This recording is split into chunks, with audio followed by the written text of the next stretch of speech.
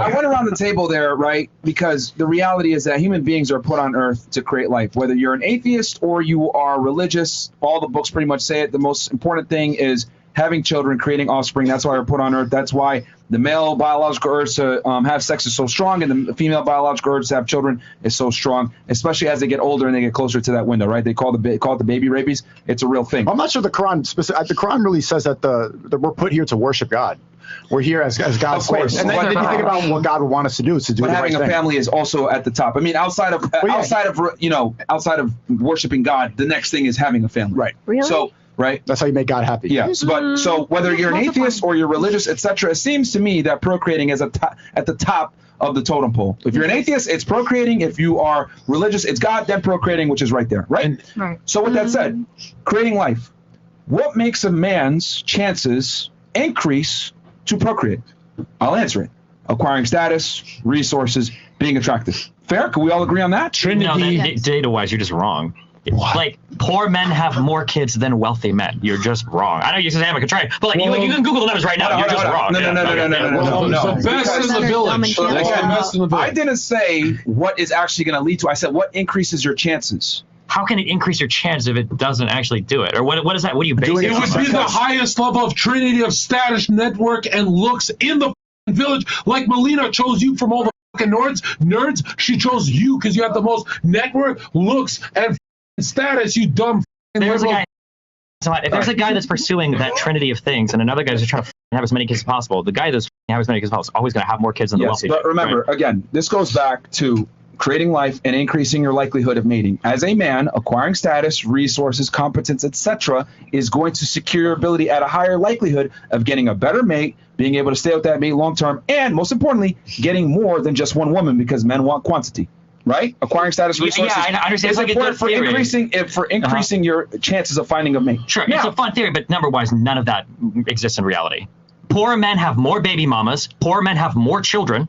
Poor men have a higher likelihood of passing their genes on. Isn't this just the point of like idiocracy of the movie? They cannot sustain and maintain a. They don't need to sustain and maintain. Destiny, which of the poor? The highest status. Let me finish. Go ahead. Let me finish my point here, okay? Because it still doesn't change the fact that it increases a man's likelihood of mating, acquiring these things, which is why, right, men get a natural benefit and happiness. Because you mentioned before, you guys built up this podcast. It makes you feel good.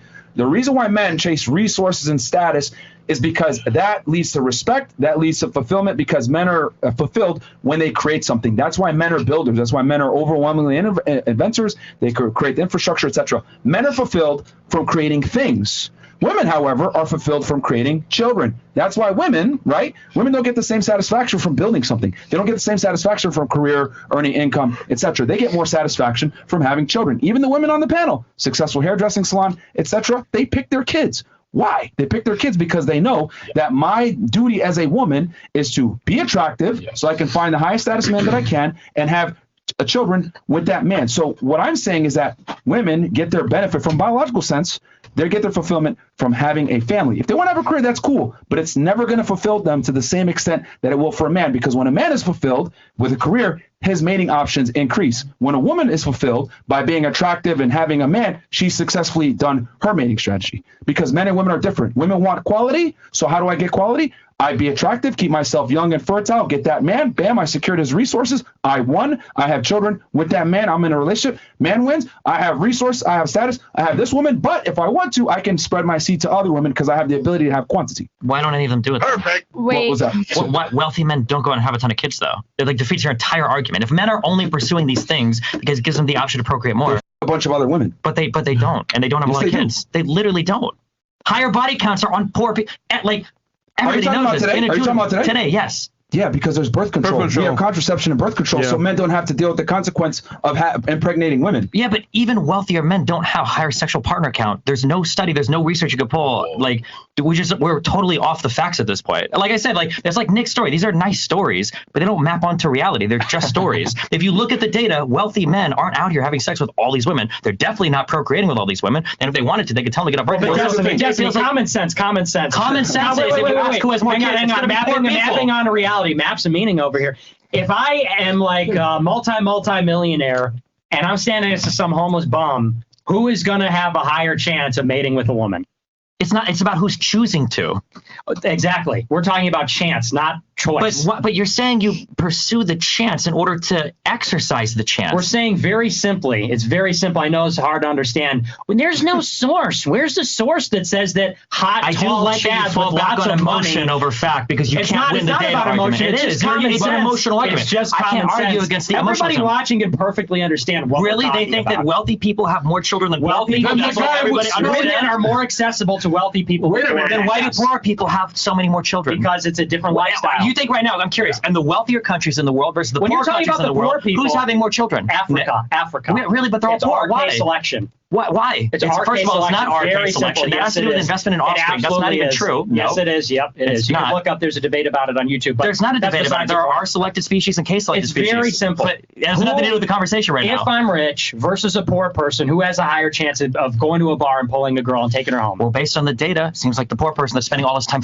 does. Okay, that's all I wanted was that That's answer. great. And then we based look up- on the data, the poor person. Is Okay. data gay when it backs me up, Nick? It's Mr. gay when Captain it's Virgin retarded. at 26, It's gay you when hate it's the data retarded. now? Everyone I'm raise sorry, your hand if you think the I rich know that person has a upsets you. higher I'm sorry. chance of I can only pulling a go by the woman. numbers. Right. That's all I can read. But that's, you also have to admit that what we're talking about, there's no way to conclusively conduct a study on that level where you're comparing wealthy men who keep their sex life secret for obvious reasons versus a regular dude and or a lower socioeconomic male. Like you can't, that study would never pass any type of ethical Wait, guidelines. hold on. You literally can check who has more children. You can break it. 40 Discord girls a month, but when you were a carpet cleaner, you barely had one. You had some half midget. Babies with 40 different women. What are you talking about? 40 different guys. That's not a good assessment to use that people are having sex, because you got to remember in 2023, guys that have money are more likely to pay for an abortion, use contraception, give a girl a plan B. They're less likely to actually go through the process of having the child. Yeah, but then why would we acquire all the status if it's not to have children then? I thought that was the whole point. No, you're right. But men want the sexual options. Men are more interested in the sexual act. That's what I'm talking Not the about. Google So Gaga. no, that's not the point here. Optimal performance will indicate that, for example, you need money and status, but just to have kids and have like that sex life, you could be a bum. However, it's the intent behind it. So if I intend to have sex with women, that's my intent. That's my focus.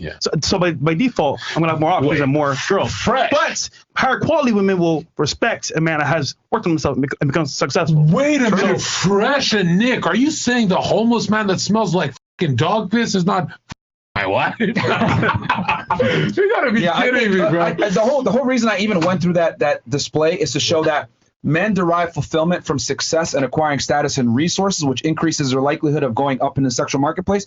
Women get fulfillment from having a child and family with a man they love, admire, and respect, and securing his commitment. We are very different in our sexual strategies. That's what I'm saying. Men and women derive fulfillment from different things. Can a woman derive fulfillment from a career? Of course, but a majority of women will not. I understand what you're saying, but I can only repeat it so many times. Like, none of the data agrees with you. There's a reason why the world has changed the way it is, but we're just going back and forth. No. Since the 1970s, female lack of happiness has gone up. How are you guys going to decry studies I use and then try to appeal to one of the most difficult to study social phenomenon of like happiness and satisfaction? Like, if you want to study happiness and satisfaction, every single first world country dramatically outpaces every single third world country where they're having more kids, where they live a more fundamental life, where they don't have birth control of cell phones. But like studying happiness, one of the most difficult social phenomenon to study. But since now you're going to appeal to those studies. Females' life approval ratings have gone down, and what has also occurred during those same decades.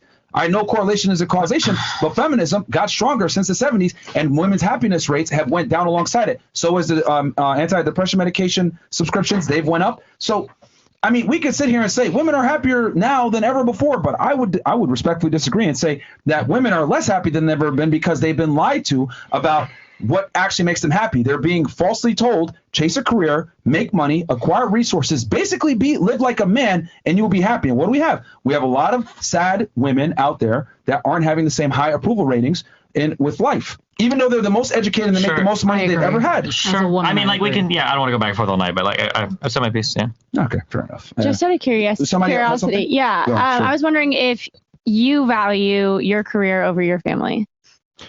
Here's the thing. I understand, like, obviously family is always going to come first, but the difference between me and a woman is that there is no, I must be excellent to have the family. In other words, I can't leave the workforce for my family, but my wife can. Does that make sense? Yeah. My family staying intact and being on point is contingent upon my competency and my excellence. The family success is not contingent upon my woman's success and competency. That's the difference. Yep. Unless he decides That is to why leave. it's so important for the man to be the leader. That is why it's so important for men to pursue excellence. That is why it's so important for the man to take on the reins and be the main breadwinner. If the woman wants to work, fantastic. I think women should work electively. Men must work mandatorily. I appreciate that, Destiny. All right, bye. Remember to hit that like and subscribe, and don't forget the notification bell so that my videos show up right in your feed.